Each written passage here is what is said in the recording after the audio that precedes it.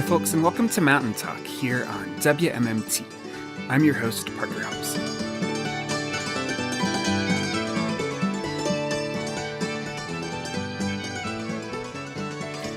So if you live around here, sadly, you probably need no introduction to type 2 diabetes.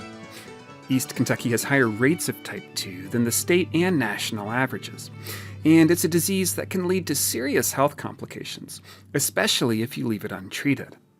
But even if it runs in your family, health professionals say type 2 diabetes can be managed or even prevented altogether.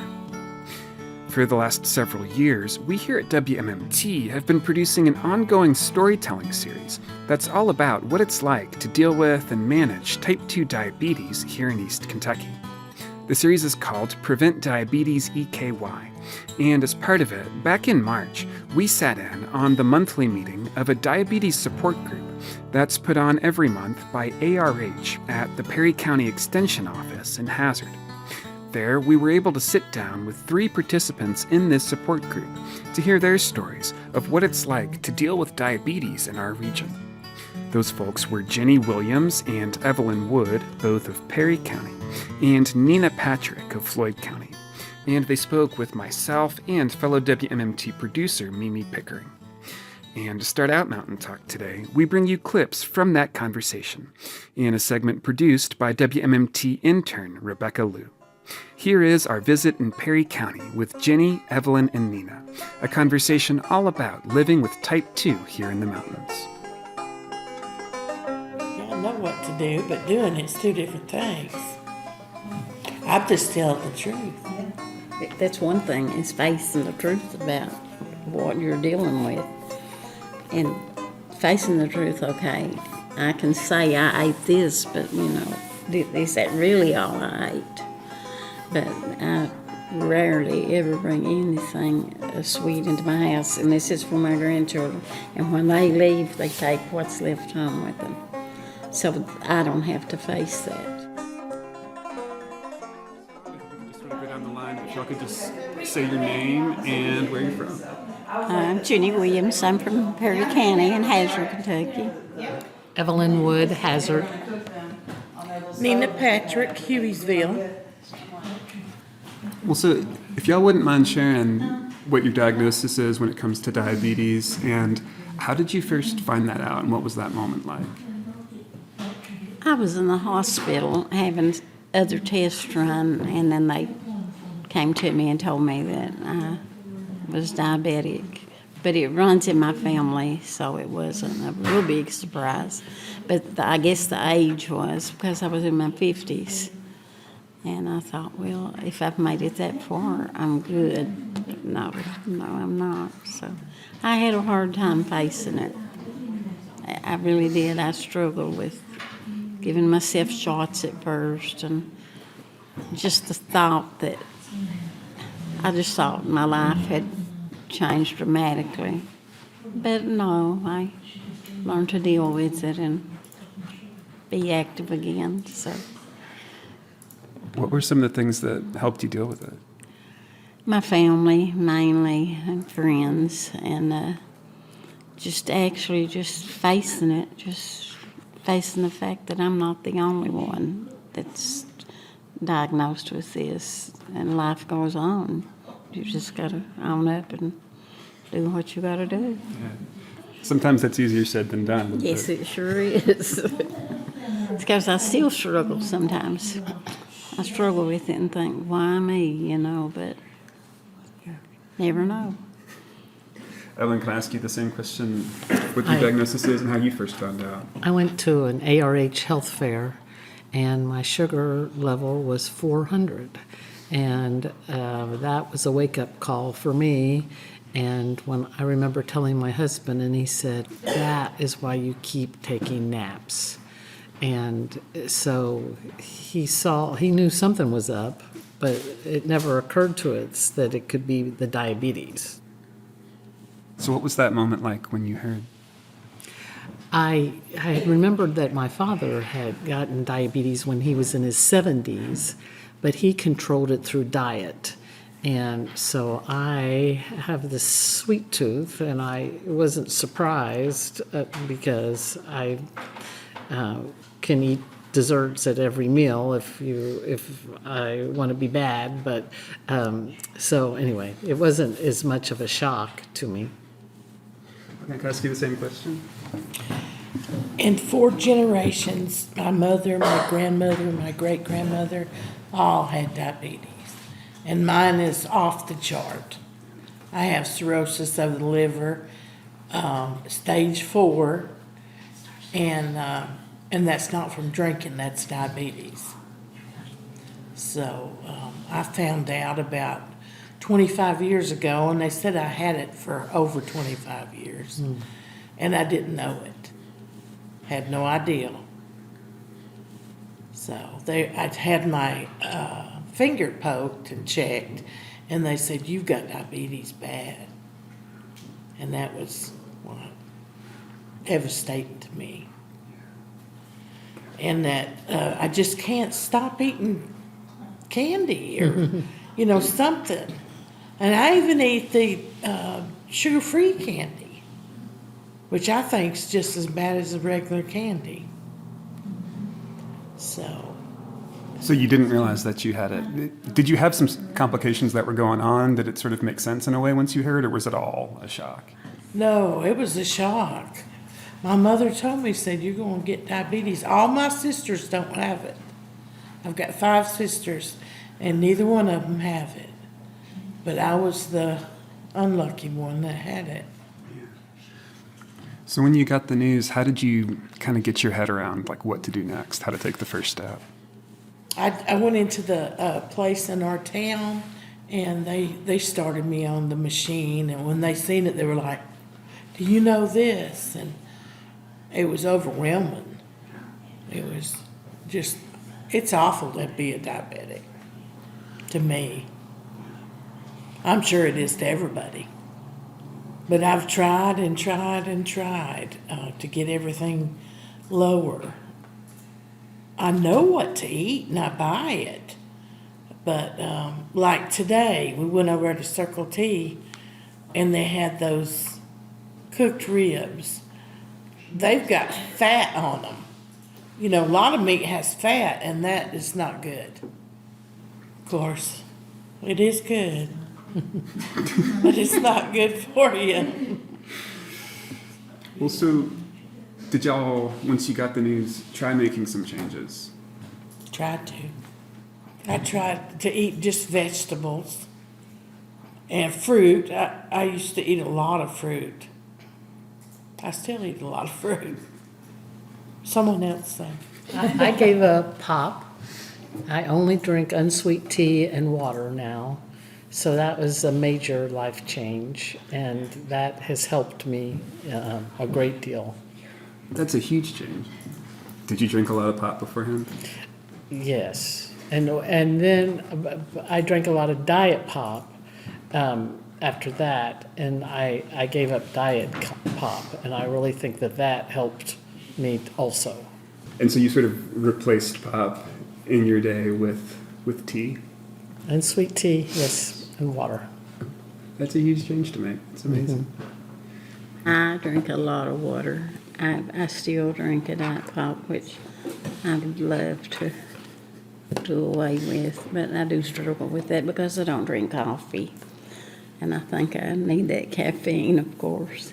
But I drink about 6 bottles of water a day, just about every day. So I am doing that. But I do struggle with food portions. And if I see something that I really like, I try just to have one bite and then turn it down. That's really huge, and I feel like that's not something that we're necessarily taught. No. The amount of food to eat, the portions. That's true. Mm-hmm. So once y'all got this news, did you start trying to learn about it? I did. I knew a lot because my dad was a bad diabetic. And I knew what I should do. And when I was with him, I always ate what he ate, and kept him on his diet. But then when it came down to me, because I had a family and I had children to cook for. And it was hard to cook for them and not have the same things they were having. But eventually you do learn and you try a little harder. And you found some things to cook that people liked? Yes. We eat a lot of vegetables. Well, of course, I'm home alone now. My husband's deceased.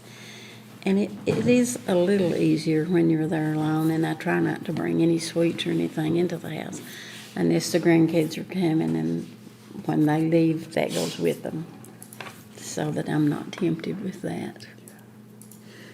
I remember learning that eating bread, that's carbs, which converts to sugar. And that was a wake-up call for me, because I thought, bread, how harmless can bread be? And then I found out that it's very harmful to my sugar levels. And bread is served every meal. And you go to a restaurant and they'll bring out the bread or bring out the rolls.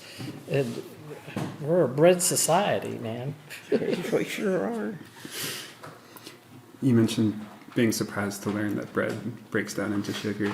Was there anything else that has surprised you about diabetes that you didn't know as you've been learning more about it and dealing with it?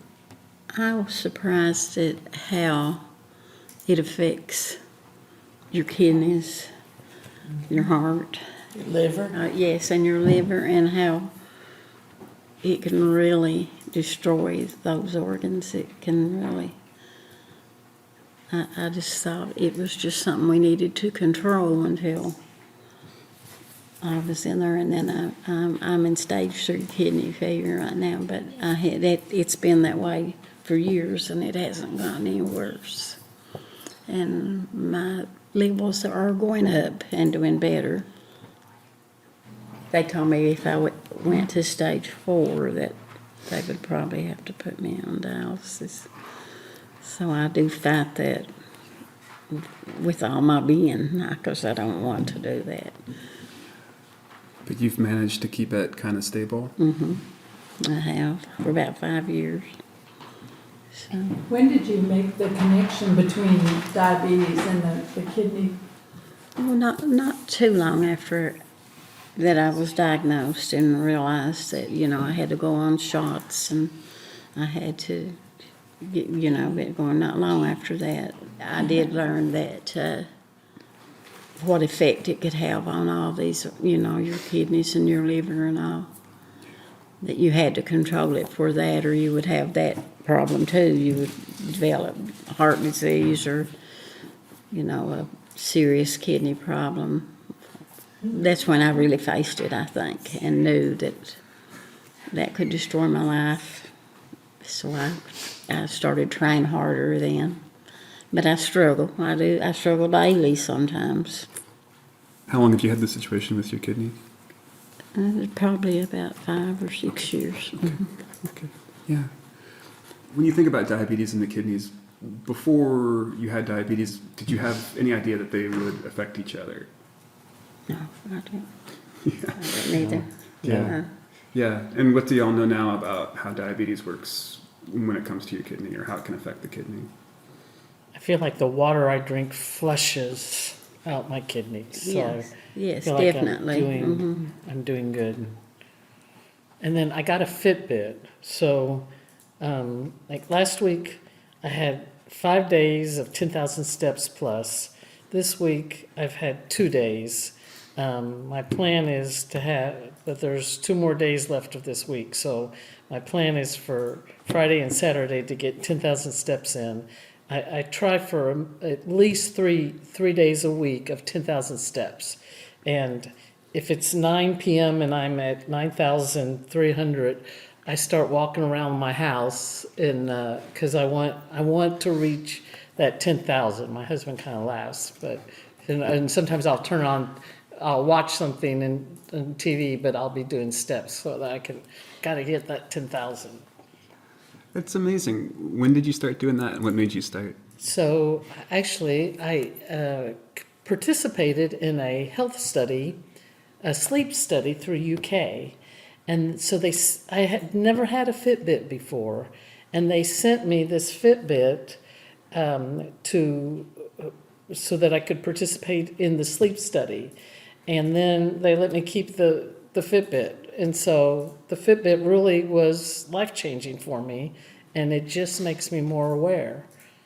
We have a treadmill at our house, and so days that I can't get out, then I've used the treadmill, thanks to Jim Gaffigan, I can stand 30 minutes on the treadmill if I listen to Jim Gaffigan. He's a comedian, but I mean, it's really a chore on the treadmill. But otherwise, I go to the pavilion in Hazard, and I have a walking buddy, and we walk around the track.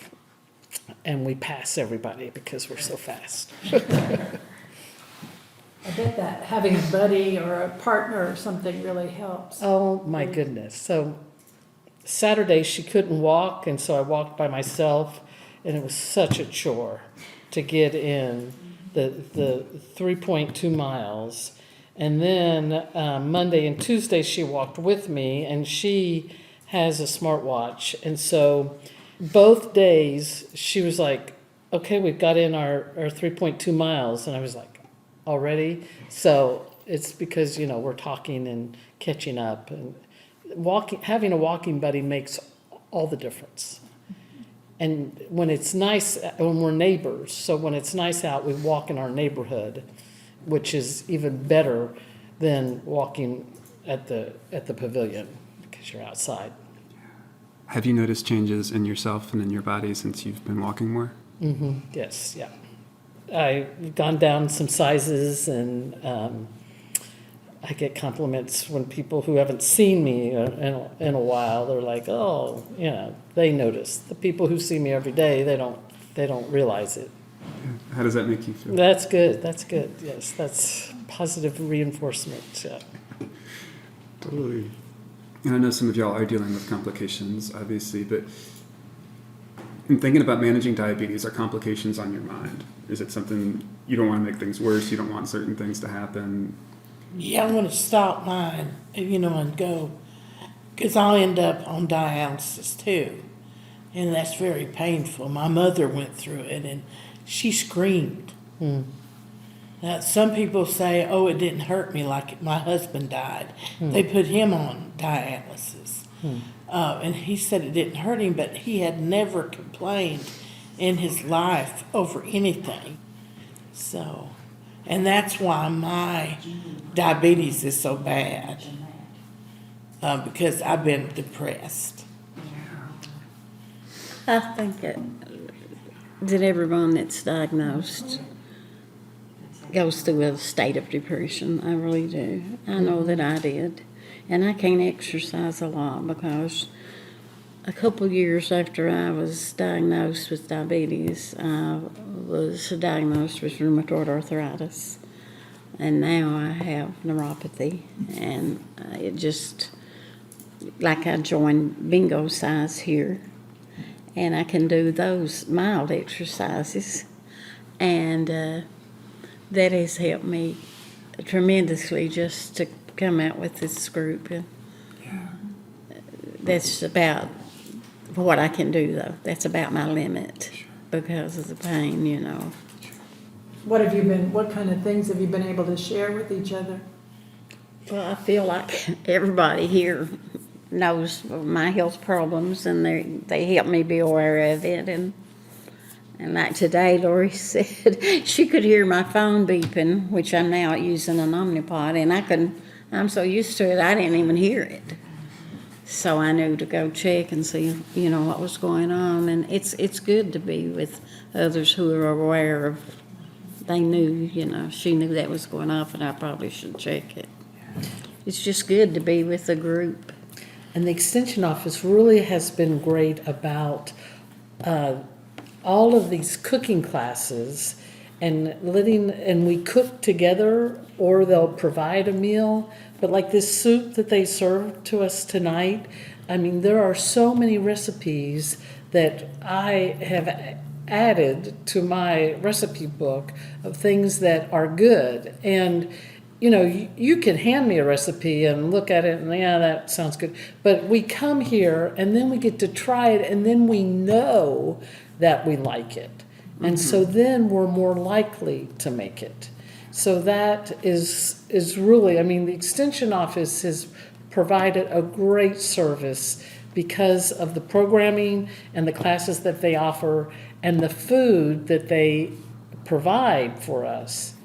The Extension Office and ARH has each given us these plates that are partitioned, and it shows you like the protein, the chicken breast should be that size to fit on, and how much of that plate should be carbs and vegetables and fruits and stuff. And I looked at that, I'm like, okay, I'm not doing that. Yeah. I mean, I have not been doing that. I have not been doing that. But it was a real wake-up call. It's a portion control plate. Yes. And that was a big thing to learn. Yeah. A lot of folks that we've talked to have mentioned portion control when we've been talking to folks in the region the last few years about diabetes. And like a lot of folks say, that you grow up and you learn to clean your plate. Right. And Yeah, there's starving kids in You were never Ethiopia. taught, okay, you can leave that, it's okay. You know, you were taught, you finish that, what's on your plate, and, you know, you kind of, I think sometimes we use that as an excuse, but still, we've been taught that. But sort of what y'all are talking about is if you can change the amount that's on your plate, if you can change See, what's in your house, what's That's around you, then right. It's much easier. yeah. Well, it's every baby shower and every wedding and every festival and every church dinner. It's bad. I mean, you go to the honey festival or the chicken festival or the black gold festival, and you're tempted. I mean, I was told to only have sweets one day a week. Oh my goodness. What? I mean, I got a church dinner here and a baby shower here, and you know, am I not going to eat those? No, I'm going to partake. Yeah, so it's the whole culture of food and how it's a social thing and how we use Yeah. it to connect. But Right. well, I know something too that's hard is at the grocery store, sometimes the healthiest stuff for you is more expensive. And sometimes the It is, most affordable stuff is sometimes not the best for you. And then I think the healthy foods usually lie on the outside Outside. perimeter of the Right. store. Right. And the foods that are not so good for you are, you know, Yeah. centralized in the middle and eye catching and all Yeah, that. don't go down those aisles. Yeah. There's a lot to learn, isn't there? Boy, There oh sure boy. is. Yeah. And something I bet at the beginning that feels maybe a little intimidating is maybe how much there is to learn. But have y'all found that you've been able to get used to it and get your head around it as you've lived with it and learned things here and there? Yeah, I know what to do, but doing it's two different things. I just tell the truth. Yeah. That's one thing, is facing the truth about what you're dealing with. And facing the truth, okay, I can say I ate this, but, you know, is that really all I ate? But I struggle with, but I rarely ever bring anything sweet into my house. It's, like I said, and this is for my grandchildren. And when they leave, they take what's left home with them. So I don't have to face that. Because I think if you wake up every day and there it is, you're going to be more tempted. So I just don't bring it in my house anymore. Yeah. And that was a big thing for me. Well, I know you mentioned when we were talking about feelings of depression a little bit about getting diagnosed. So I take 21 nerve pills a day. Most people, it would kill them. Have you had any positive health impacts from participating in these? Yes, that bingo size. Because I usually don't get off the couch. I can hardly walk across my house, but you know, she does this. Even if you can't stand, you can do this, or you do your legs like that. Well, I fell off the porch and busted my kneecap, so now it's hard for me to walk. But that's why I sat down, because I've got a bum knee that probably needs operated on. To go back to the complications for just a second, is the effect of diabetes on eyesight something that's on y'all's mind? Do you think about that? I have my eyes checked regularly. I was doing once a year, but now I do twice a year because they did note a little bit of macular degeneration, and I like to keep a close watch on that. Sometimes she thinks some of it is due to age, but I know when I just came from a checkup, and she said that it hadn't gotten any worse, nothing was any worse, and she said I did really well, that she was real proud that diabetes as of right now hadn't did any damage to my eyes. That's great. So I thought that was really good news. I see Dr. Avery once a year, and because I've been walking, he said that my eyes actually have gotten better. And he said, whatever you're doing, keep doing it. And that was such a relief. That's really cool. Yeah. I mean, I feel like sometimes you just think about making things not worse, but for it to improve is awesome. And that's true with the kidneys also. Do the doctors seem to be pretty aware that they need to do these tests? Mm-hmm. I have to have blood work done every 3 months. And Same. it's a complete workup. It's to check everything, so. Same here, yeah. Me too, every 3 months.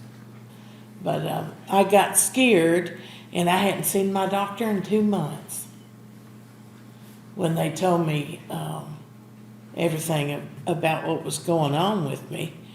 And I said, well, I'm just not going to do nothing. Well, that's not a good thing, because I've got a daughter that's she just got married a year ago, and I want grandchildren. Mm-hmm. So her father died, and then his mother died. So Christina's like, Mama, if you don't straighten up, you're not going to get to see your grandbaby. I said, well, then y'all need to hurry up. And they were like, we're not ready to have one right now. And I was like, well, so I've got my mind where I'm gonna do it. You've been listening to a conversation about living with type 2 diabetes here in East Kentucky. The voices you heard were Jenny Williams and Evelyn Wood of Perry County and Nina Patrick of Floyd County, and they were interviewed by myself and WMMT's Mimi Pickering. And that segment was produced by WMMT intern Rebecca Liu. We taped that conversation in Hazard back in March at the monthly meeting of the Perry County Diabetes Support Group, which is put on every month by ARH at the Perry County Extension Office. ARH also holds monthly diabetes support groups in counties all over the region. For a full list, you can check out their website at arh.org/diabetes.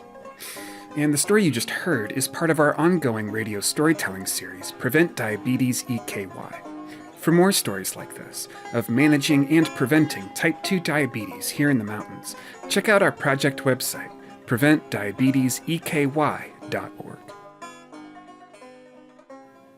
We're going to take a quick break here, but stay tuned after the break for more Mountain Talk here on WMMT.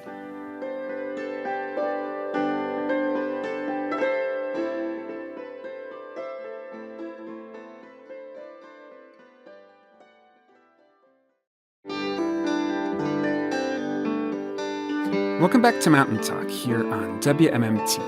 I'm Parker Hobson. So if you're a fan of country music, you might have heard of the 1927 recording sessions down in Bristol, Tennessee. Those sessions have been called the Big Bang of country music, as they featured the very first recordings of artists that would go on to major fame, like Jimmie Rodgers and the Carter Family. But by the time of the Bristol sessions, there was a local band that had been recording country music for several years already, the Powers Family Band of Scott County, Virginia.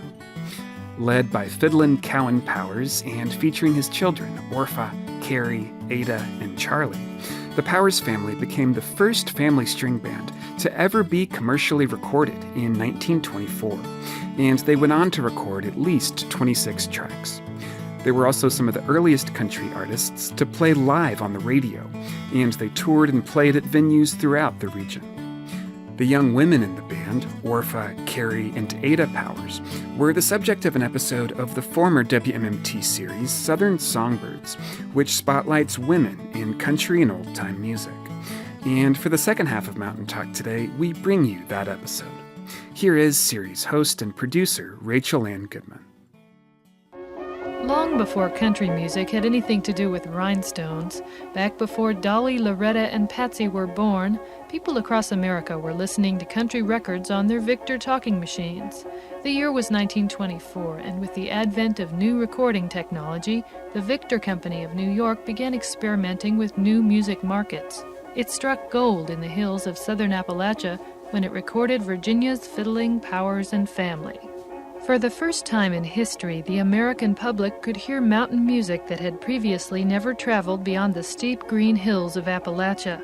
Some of the first women in old-time music to be heard on record were part of family bands. To better understand the role of these women in shaping what later became country music, we need to go all the way back to the family string bands of the 20s. Welcome to another program in the Southern Songbirds radio series honoring the women of early country and old-time music. I'm Rachel Ann Goodman. Today we'll meet three members of the Powers Family Band of St. Paul, Virginia, and the first family string band ever to make a commercial recording. Orphy Lou, Carrie Bell, and Ada Powers. Their story doesn't follow the path of women like Martha Carson or Wilma Lee Cooper, who determinedly made it to Nashville stardom. They were not solo performers, but part of a tight-knit traditional family band that stayed together as long as the family members were at home.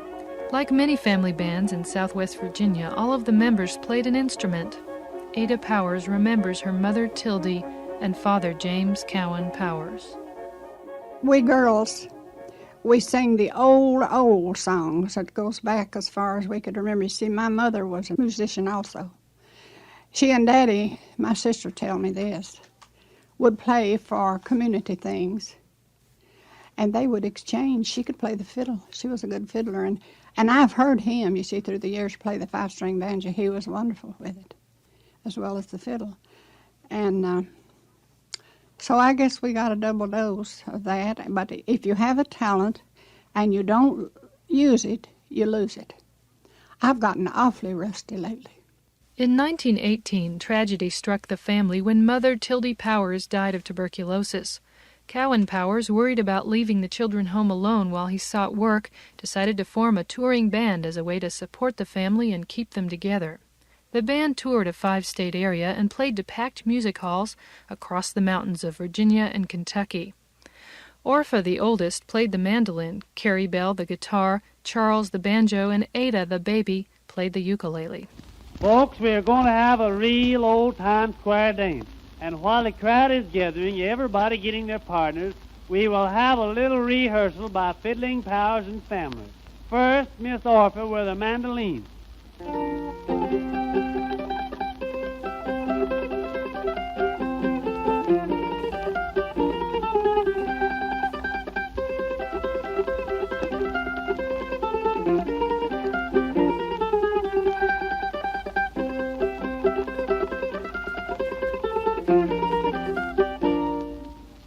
Second, good Charlie and his banjo, the joker. Boys, I like one drink of being high enough, but nevertheless I'll play a little piece in style with the girls in the way they wear the skirts. I'll play this piece short enough to be interesting and long enough to cover the subject. Everybody hold their feet still. Shout little looly, shout oh shout, what in the world is shouting about? Hey, Bill, don't drink all that. Leave me there. Third, Miss Ada with her ukulele.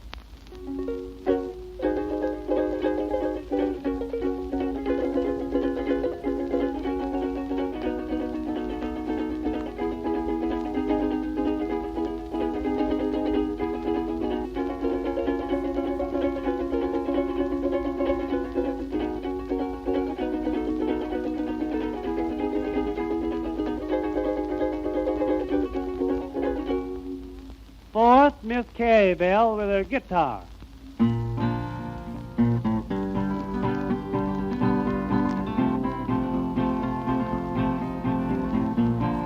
Stop the music and everybody keep their feet quiet.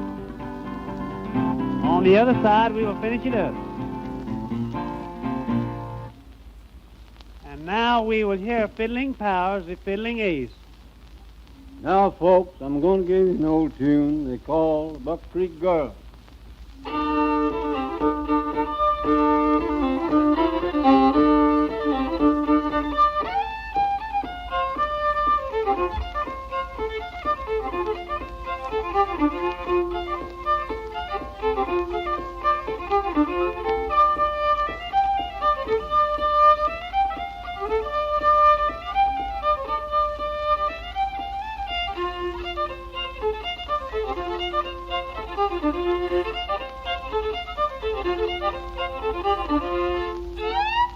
After getting lost several times on the winding road up the holler to Orpha and Carrie's house, I asked a man if he knew where the Power sisters lived. He said he didn't know them. It turned out later that the Power sisters lived next door, and I was surprised to learn the man knew nothing of the illustrious history of his nearest neighbors. My visit with the sisters, Orpha and Carrie, at their home in Pound, Virginia, was one I will never forget. I was 12 when Mama passed away, wasn't it? About 12? Mm-hmm. Well, it was after that I learned to play. I know. We all learned to play because we were small. We could pick a banjo, though. Well, I don't remember about myself now. You might pick I the do. banjo. Charles could pick it, and Mom could pick the banjo. Mom could pick Our the mother banjo, was too. Good. And Dad played the fiddle. But see, after Mama passed away, then we all got together and we farmed for a long time. You know, we got so tired of that. And Dad says there must be an easier way to make a living. He said, I'm going to get you all some. I see you got music in you, he said. And it's natural. Well, he saw we were talented. Uh-huh. And Mom could play, and he could too.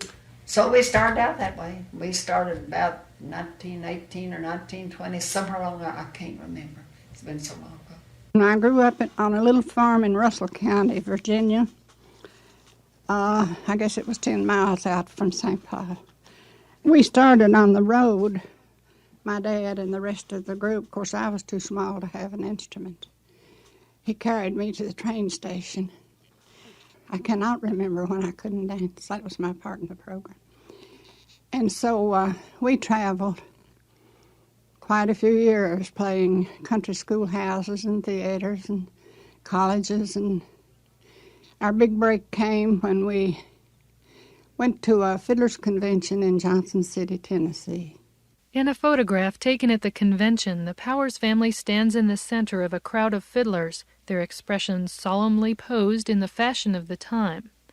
That day in Johnson City, the Powers family won first place in the contest. Bert Pooter, a friend of the family, realizing the group's popularity, arranged an audition with the Victor Company of New York. Also present that day was Fiddling John Carson.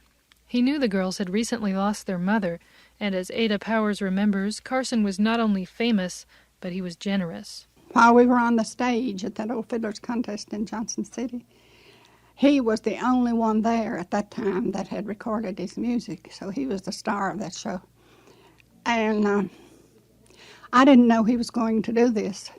He called me out on stage, and he said, I have an old song I composed that I'm going to sing, and I have the ballots printed up, and I want this little girl to pass them out. Anyone that wants one, just drop whatever you want to give in the hat, and it goes to her. Well, I took a hat someone put in my hands and went down with an armful of those printed songs, you know. And he sang, You'll Never Miss Your Mother Until She's Gone. But you know, there were so many people in that huge place that they pressed a hat and an armful of those things in my two sisters' arms to go out and help. Everybody seemed like wanted a copy of that song. You will never miss your mother until she's gone. My mother, she was true to her children and her home. She was kind and true and loved us all. Was the hand that touched my brow, I can almost feel it now.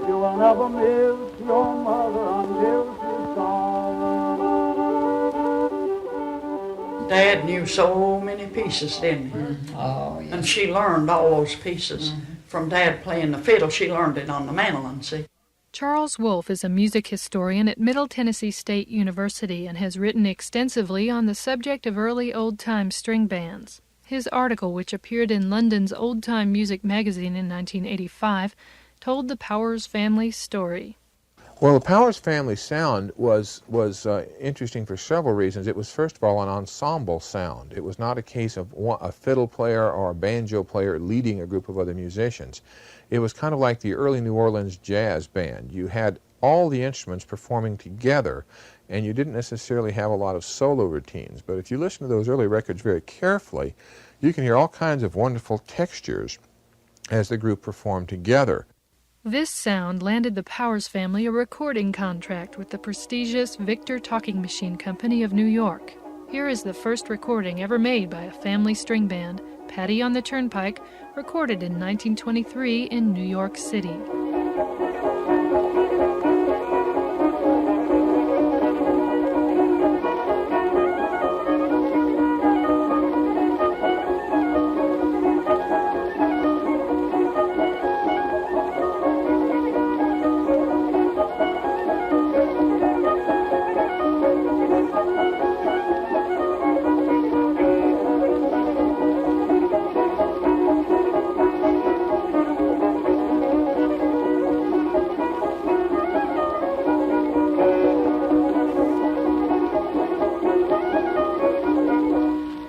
Now these were recorded playing in front of metal horns, these first two. Then the third company, it was just a microphone hanging down in the room. And I think the sound system on those were better. The Powers family went up to record during the period where all recordings were done acoustically. That means that you basically had a great big horn, and the band would stand back about 5 feet and play into this great big horn. A metal horn came out to each player of each instrument. And they had a light on the wall. The people who worked in the recording machine, they were in behind a curtain booth. And they said, watch the light on the wall. When it comes on, you start playing. And keep noticing that light. If anything happens, we'll turn it on and you stop. So we started off, and in a little bit the light came on again, so we stopped. And this fella came out and he said, that little ukulele is just drowning out everything. See, I used these celluloid thumb and finger pick. And he took the horn away from in front of me. And we tried it that way, and he stopped us again, and he backed me up behind my dad a few feet. And that's the way we recorded. All right, boys, everybody to the places like the horses to the traces. Let's go, boys, now, when the music starts. Everybody set. Four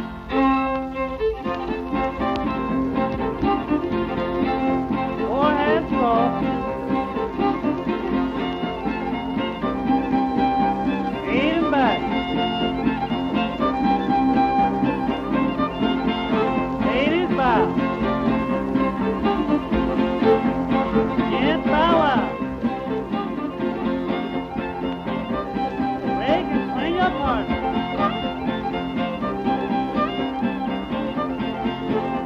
All hands up and then coming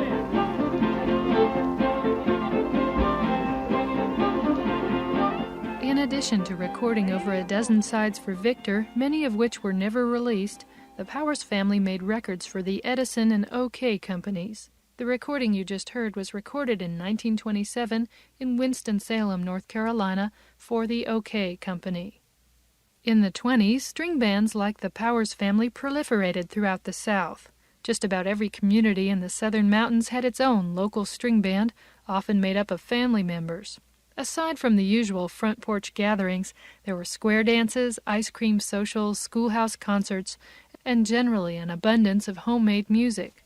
Charles Wolfe has some thoughts on how traditional music, especially the family string band, was changed when it became a saleable product. People have to remember that country music commercialized in a breathtaking speed. From 1925 to 1932 was only about 7 years, But by 1932, the music was fully commercial. The idea of folk music getting onto phonograph records was gone by that time. And so as a result, the new professional country music scene was a rough scene. It was not the ideal place for a family group. And so what happened was that the actual organic family tended to sort of pass from the scene, and they were replaced by a sort of new artificial show business family. In some cases, for instance, people who were not even related would pretend to be related. Richard Blaustein is a professor at East Tennessee State University in Johnson City, Tennessee, and runs the Center for Appalachian Studies there. In a way, you know, it gets back to what we were talking about before about the appeal of old-time music and things like that. You know, I mean, that, in a way, it's a way of going home, even if that isn't where you're from originally.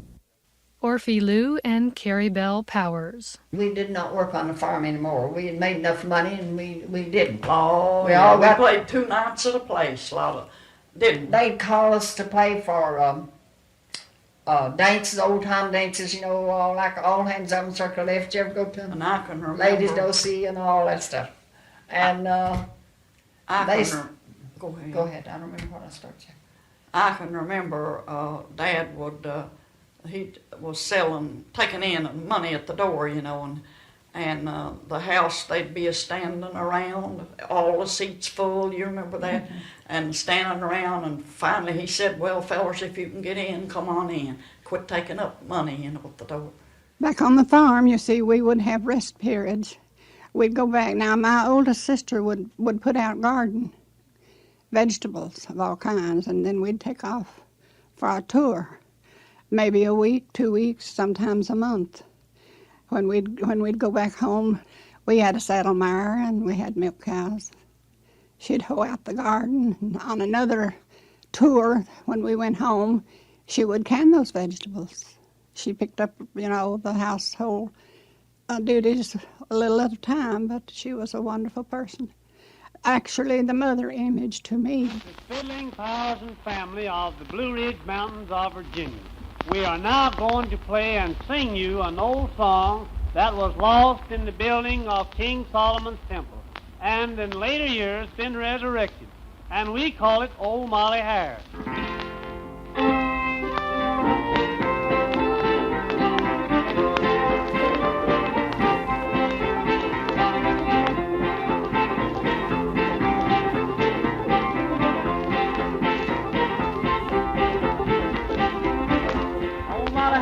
Why don't I run down the road just hard and fair? Run down one, run down two, run down one and give it to you. Step back, daddy shot a bag, shot him in the eye and never took a hair. Oh, Molly Hare, why don't I sitting on the hillside eating on a fire?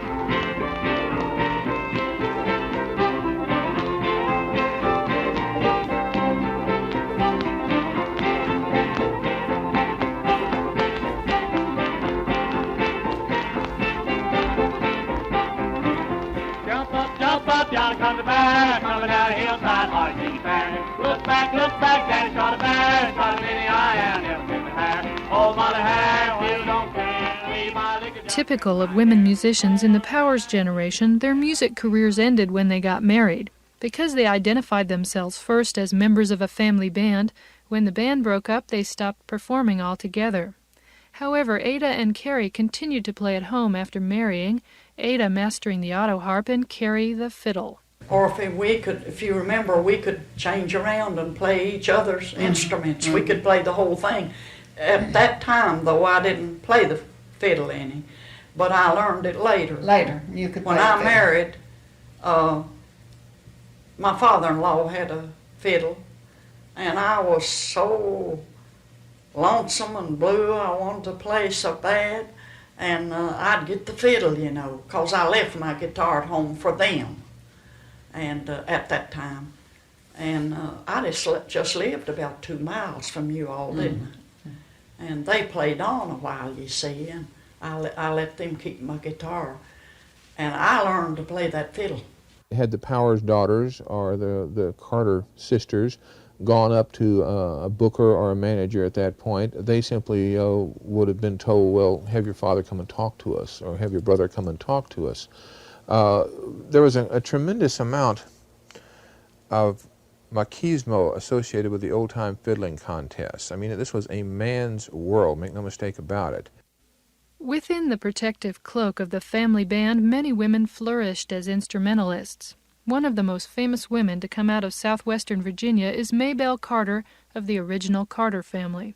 Her guitar style has been copied by generations of country musicians, and one of the first people to teach Maybelle Addington Carter notes on the guitar was Carrie Powers, who lived in the next county over. Ada Powers was there when the two young musicians met. We were traveling in Scott County, Midway section, and we spent the night with Maybelle Addington's dad and mother. He had a store by the side of the road, and they lived off down in the valley. So we enjoyed Sunday with them. And Maybelle asked Carrie to teach her some notes on the guitar. And Carrie liked the girl. They were pretty much the same age. And you know, I like to think that she had the talent all the time and didn't realize it. And I like to think that stimulated her interest in music. Cornstalk fiddle and a shoestring bow, you ever see a devil on the door? Short-tailed rabbit and a long-tailed crow, you ever see the devil on the door? You ever see the devil on the door? You ever see the devil on the door?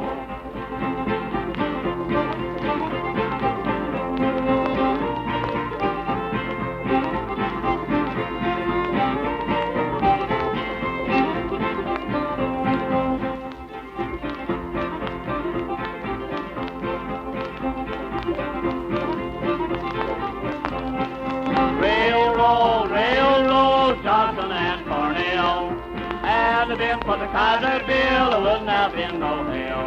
Did you ever see the devil on the door? Did you ever see the devil on the door?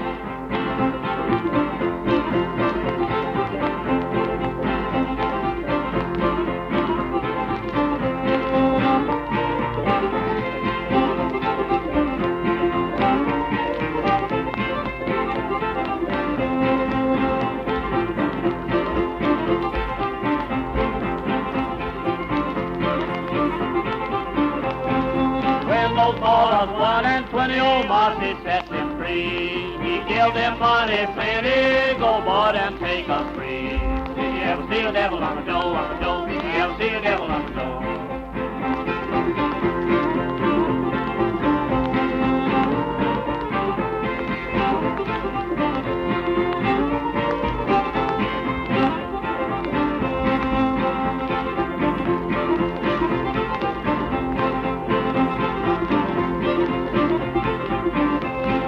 Marcy had a little baby, yeah, that it was born. Fished it in a brandy keg and called it Jim Crack corn. Did you ever see the devil on the door? Did you ever see the devil on the door?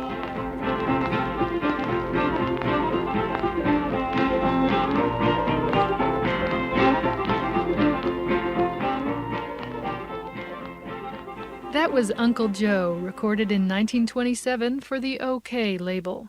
Although we can hear what a great string band the Powers family was, the recording techniques of the day did not do their music the justice it deserved.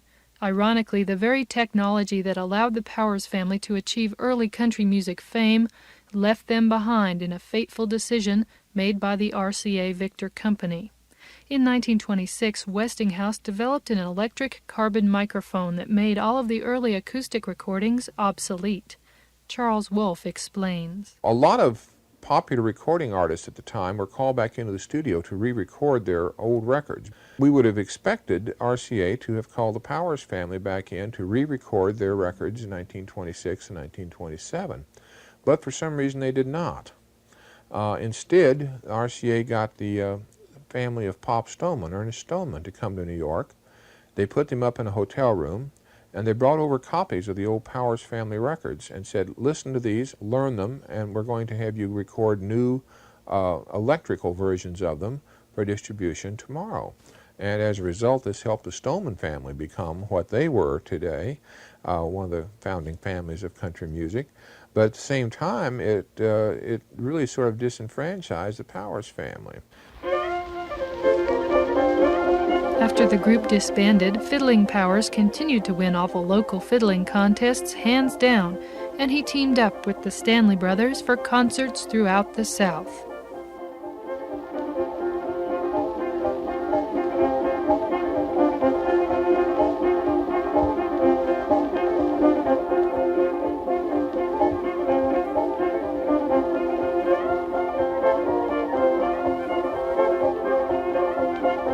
The three sisters are the only surviving members of the original Powers family. In the early 70s, as part of an Appalachian Studies class, historian Helen Lewis brought the sisters out of obscurity for a series of reunion concerts throughout southwestern Virginia.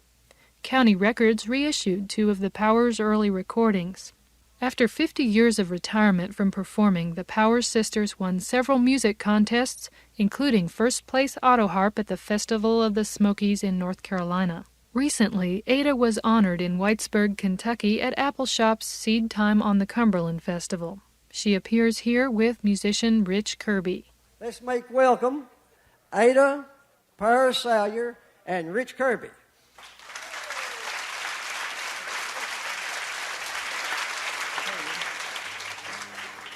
And, you know, I'm not young anymore. Last time I was at Whitesburg, about 60 years ago. And my voice is not good, but I'll do the best I can. My husband passed away 11 years ago, and I just almost quit playing. And if you've got talent and you don't use it, you lose it. I hope you'll enjoy something that I play, and I want to make my first number a gospel number. I'll fly away. Sunbright morning, when this life is over, I'll fly away to a land on God's celestial shore. I'll fly away. I'll fly away, oh glory, I'll fly away. When I die, hallelujah, by and by, I'll fly away. Just a few more weary days and then I'll fly away to a land where joy shall never end. I'll fly away.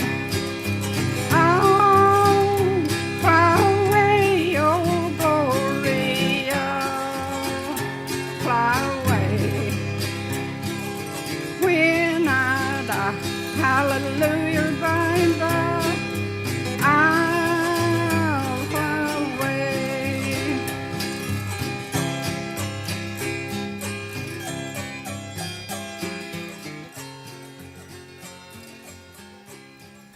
Oh, we had a good time.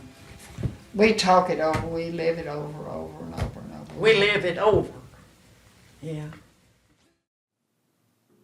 You've been listening to a program about the Powers family of Scott County, Virginia. What you just heard was an episode of the former WMMT series Southern Songbirds, about women in country and old-time music, and that series was produced and hosted by Rachel Ann Goodman. And that's it for Mountain Talk today. Thanks so much for listening. For WMMT, and with Mimi Pickering and Rebecca Liu, I'm Parker Hobson.